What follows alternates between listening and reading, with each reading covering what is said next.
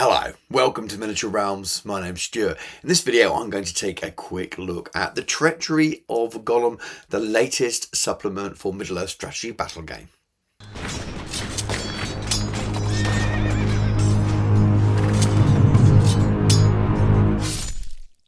Miniature Realms is proudly sponsored by Counter-Attack Bases. They stock a wide range of counters, gaming aids and movement trays for multiple game systems, and offer custom items to suit your club, your event, or even your podcast or YouTube channel. Check out the link in the video description. This book came out at the same time as the brand new Shelob miniature games, which are very kindly sent me an early review copy of that miniature. You can check that video out here where I review it and paint it, of course.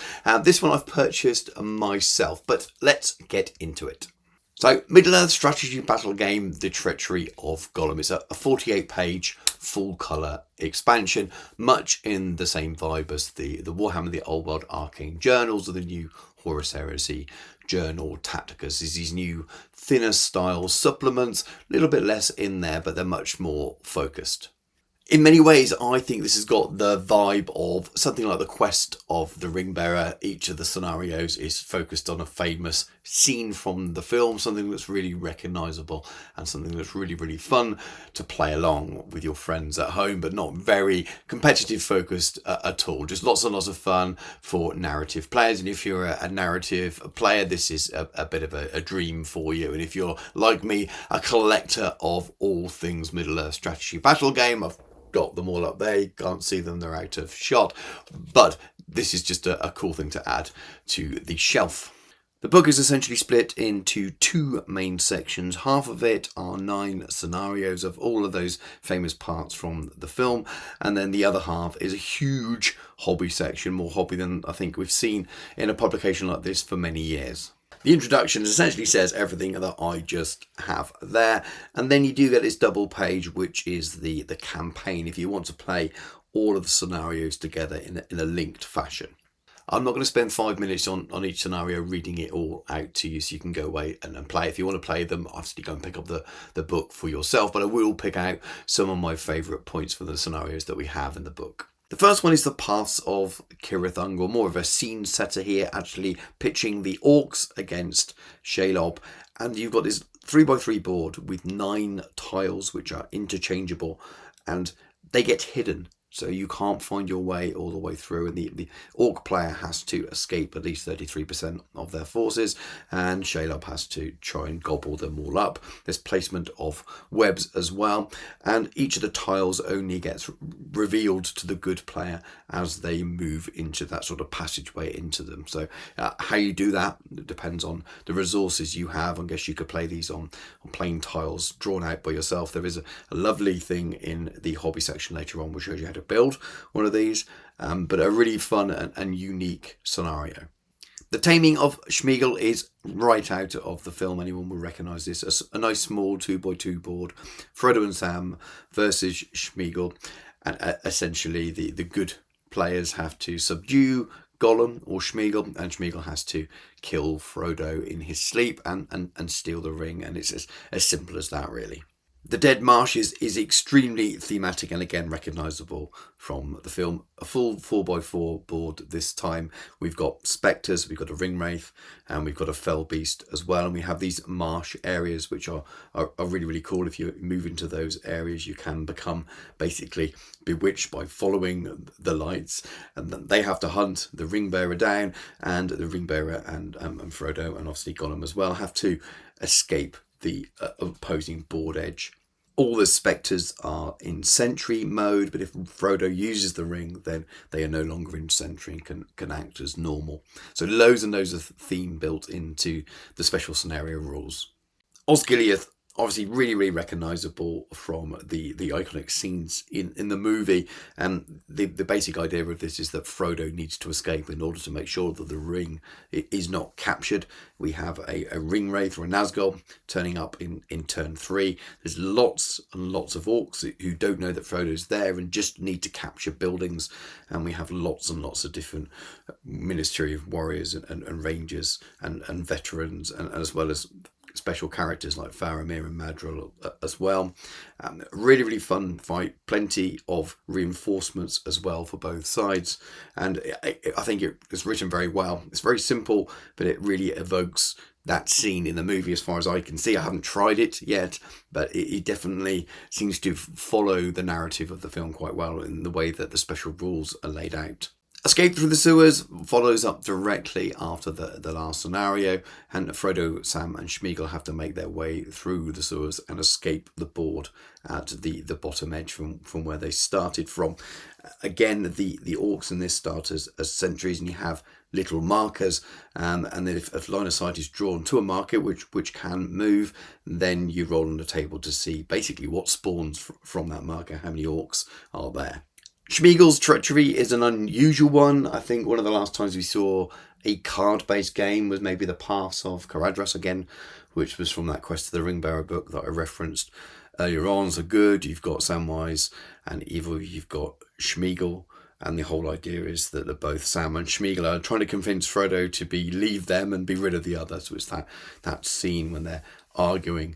And again, it's just an unusual bit of fun in the middle, using cards rather than something that probably couldn't be played out very well at all on the tabletop regularly. You could role play it, which would be unusual for a game like this. So turning it into a fun card game where you use regular cards is a really nice little thing in the middle.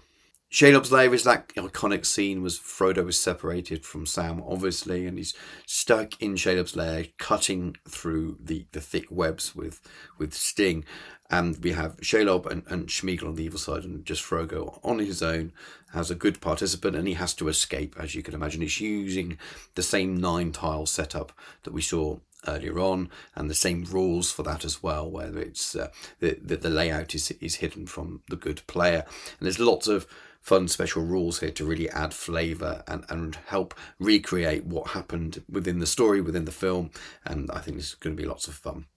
The Bravery of Master Samwise, played on a little 1x1 board. Essentially, you don't need to be running away from each other too much here. We have Samwise and Shelob, and we all know the scene from the film. And there's lots of little buffs there to help Sam win, because essentially he has to kill Shelob in order to save Frodo. So there's some buffs and some changes to the rules to help give that weaker profile chance to do the job of killing the evil monster, including passing all courage tests and drawn combats, meaning that Sam wins as well. But again, I'll leave you to read all the details yourself. The end of all things we've seen before, and it's in the Quest for the Ringbearer. It's got the same name, and the setups look very, very similar. I'm sure it's been updated for the new edition, but the deployment maps look exactly the same. I think it's even the same artwork, and essentially you've got two games going on. One being outside the Black Gate, and you've got Aragorn, Elisar King and Gandalf and the mismatch of warriors that are left over, distracting the eye in order that Frodo and Sam can take the ring and cast it into Mount Doom. Undoubtedly, it's designed so the games should be played at the same time, but I'm sure that if there was only two of you, you could play the games separately and find a way of doing it. Essentially, destroying the ring is the main goal, but if all the good heroes die at the Black Gate, even if the ring is destroyed, it only counts as a draw. But again, this is a narrative scenario, and you can change it however you want. I'm not going to read all the special rules to you there, but a really, really big, fun, iconic scenario to play from the films, from the books. And if you've got the miniatures to give it a go, I'd definitely recommend it. So I think there's some really fun, very thematic and very recognisable scenarios there. Most of them you don't need many miniatures at all to play, which is great. Some of them would benefit from specialist terrain, which we'll see in a moment coming up in the hobby section of the book, but you could absolutely make those things yourself in a much more simple way, or even just sort of draw things out on card as well to make sure that you could play the scenario. So a lot of those are quite achievable. Sometimes with narrative scenarios in books, you need lots of miniatures, maybe from collections that you don't have. This looks a lot simpler. So we move into the hobby section, which I really love seeing in books. This reminds me of Old White Dwarfs, of battle games in Middle-earth magazines. We don't see enough of these things these days. I know not everyone wants this kind of content in books, and this book won't be for everyone, but I think it's really cool to give you an all-in-one sort of how to do everything you need to. So you've got all the scenarios there. This will tell you now how to paint the miniatures and to make the terrain that you need to. This is obviously a guide based on the new Gollum, the new plastic one, which I painted in the video that I mentioned at the start of this video, and including Shelob as well. So do go and catch that video if you haven't already. I should have already linked it if I've remembered to. Now, I really like this section of the book, and while the terrain here is a little more advanced than you see sometimes, I also think it is relatively achievable for most of us as well. But even then, even if it's my son, an 11-year-old, looking at this book, he would think that's cool and would make a very different job of trying to do it himself, but he would enjoy it. And I think that we can't place enough emphasis sometimes on the inspiration that we have when we're new to a hobby or when we're younger, that the kind of articles like this or the kind of parts of a guide like this give to us. And I think they're really important. It's so many people will talk about battle games in Middle-earth and White Dwarf and how they were in the early days and how we miss that kind of stuff. But we're seeing that kind of stuff again here. Yes, it's not a White Dwarf, but I just think it's super positive, and this is very Middle-earth crowd, and I'm sure that this will be received very well. The guide to making webs is really cool as well, and a little bit more unusual, and I might well have to give this a go myself. I definitely don't have any webs, but definitely have all of the stuff here that I would need to do it. So I think I may well give this a go. Probably won't turn it into a video, but definitely a nice way of making the webs that you need to play those scenarios.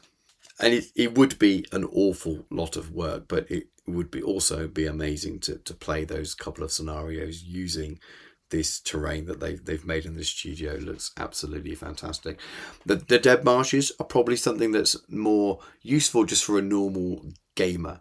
You can make these and have them as regular terrain on your regular match play style games. So definitely something that's more useful. And again, really good to see it in here. Not just one hobby build, but many. And I think they look absolutely fantastic when they're finished, and then they're relatively simple builds. And if you're looking at that last page, looking at the resin there, thinking I'm scared of doing a resin pour, the UV resin these days is so easy to use. I've got very, very recent videos which I will try and remember to link in now. One being a corner terrain piece with a Marauder ship landed for Warhammer the Old World, and another a recent display board for a Warhammer the Old World army, and I'm using some simple UV resin that couldn't be easier to use. And I was genuinely surprised how much hobby was in this book, because we get more. We get how to paint Osgilia's sewers, but it's kind of showing you how to make them as well. It does skip a few stages in old White Dwarf style almost, but you get the idea just from looking at what's in the images, using the Gondor kits, the mansion kits.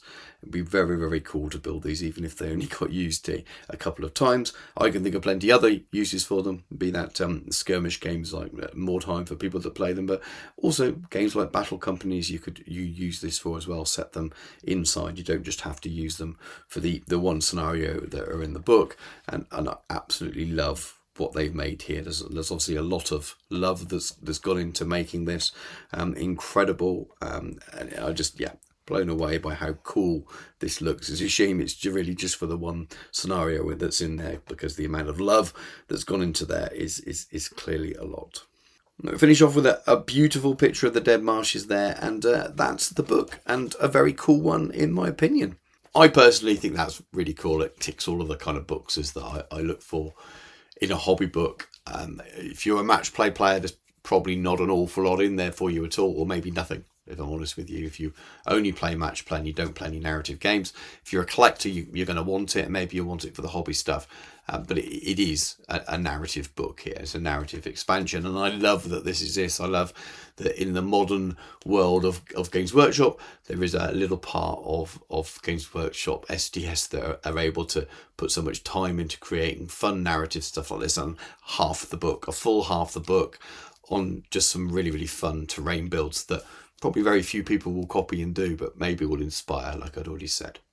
Anyway, thank you very much for watching. Hope you enjoyed the video. Let me know what you think of the book in the comments below. Have you picked it up already? Are you going to pick it up yourself? Are you going to attempt any of those builds? Have you played with any of the scenarios? I'd really love to hear your thoughts on them. I've got the miniatures to play most of those scenarios, and it might be something I look to play with my son on a rainy Sunday afternoon, because it's exactly the kind of way I like to play war games when I have the opportunity. And some of those are so small they really won't take long to play at all, which would just be perfect. I will continue to bring more Middle-earth strategy battle game to the channel. It won't be anywhere near as much as Warhammer the Old World. There's not anywhere near as much released for a start, and I'm very much a fully narrative player for Middle-earth strategy battle game now. It's been a good 2 or 3 years since I played any kind of match play game for it at all. I just love the narrative side of recreating the things from the films, and I will continue to be that way, I am sure. But there will be more as it comes out in the future, and definitely more painting guys. So make sure you subscribe to the channel if you've not already done so. And if you'd like to support me and the channel, please do check out the links in the video description, including my Patreon. It's the very best way of supporting me. So thank you to all my existing patrons for all the help and support that you give me. Also check out the channel's sponsor, Counterattack Bases. They make loads of counters and gaming aids, including for Middle-earth strategy battle game as well, I believe. And they do custom dice. But thank you very much for watching. Take care, and I'll catch you soon.